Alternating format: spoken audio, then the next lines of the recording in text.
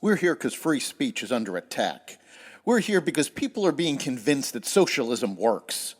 We're here because people are being judged guilty until proven innocent. We are fighting back with facts. This is not a safe zone, so buckle up, Buttercup. This is the raw, naked truth.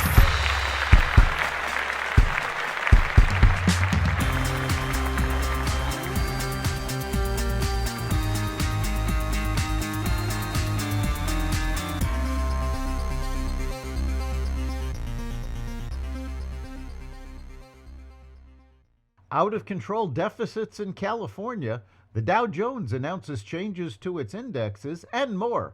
Welcome to the Raw Naked Truth. I'm your host, Eric Lopkin, and here's the news you need to know. California's budget crisis is projected to expand more than previously thought and could hit a record deficit of $73 billion, according to a new report from the state's Nonpartisan Legislative Analyst's Office, the LAO. The LAO laid out the grim forecast in a Tuesday report that cautions that a $24 billion erosion in revenues corresponds to a $15 billion increase in the state's budget problem. Due to this, the budget deficit, which last month was estimated to hit $58 billion, could now go as high as $73 billion. The actual increase in the state's budget problem will depend on a number of factors, including formula-driven spending changes, most notably Proposition 98 spending requirements for schools and community colleges, the report said. Amazon.com will join the Dow Jones Industrial Average before the start of trading on February 26th, replacing Walgreens in the first change in the 30 stock index since 2020. In another change, Uber Technologies will replace JetBlue Airways in the Dow Jones Transportation Average on February 26th. Amazon's entry into the Dow Jones Industrial Average was enabled by a 20-for-1 stock split in 2022 that made its stock price sufficiently low for it to be included in the price-weighted index.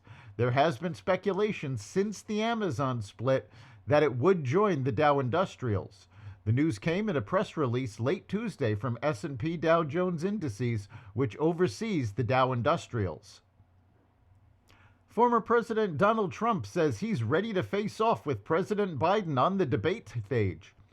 Trump, the commanding frontrunner for the 2024 Republican race, on Tuesday reiterated his call for Biden to debate him this year as the two move closer to a rematch of their 2020 presidential election face-off. Asked by host Laura Ingraham during a Fox News town hall held in Greenville, South Carolina, if he'll challenge the president to a debate, Trump quickly answered, "I'll do it right now on your show. I'll challenge him right now." The United States on Tuesday vetoed a UN Security Council resolution that would have called for an immediate ceasefire in Gaza. America was the only country to vote against the resolution, though it offered its own draft calling for a temporary ceasefire as soon as practicable.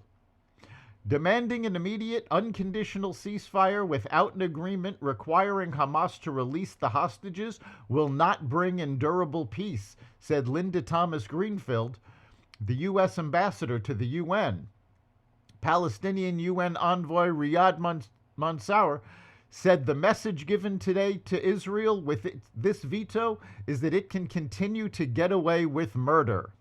The description of murder is Hamas propaganda and in no way represents the truth on the ground in Gaza, where Israel has done more to protect civilians than any other wartime participant in recent history. An international operation led by the FBI and the UK's National Crime Agency dealt a major blow to the ransomware gang Lockbit, arresting 2 people in the US and 2 others in Poland and Ukraine, while charging 2 more Russian nationals.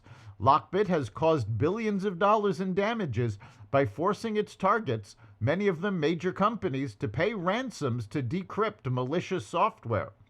The law enforcement agencies also seized Lockbit websites on the dark web and obtained keys that will help victims decrypt their computers. We have hacked the hackers, NCA Director General Graham Bigar told reporters. That's the raw naked truth.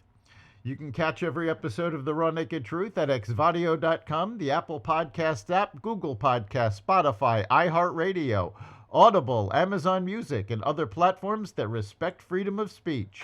We'll see you next time.